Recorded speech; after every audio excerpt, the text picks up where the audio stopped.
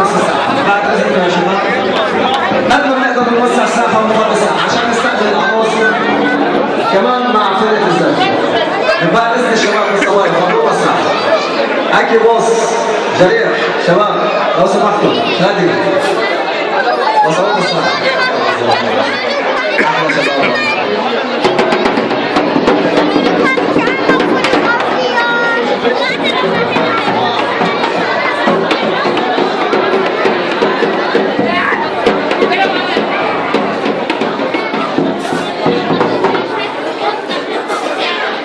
وين بتنزلها هاي؟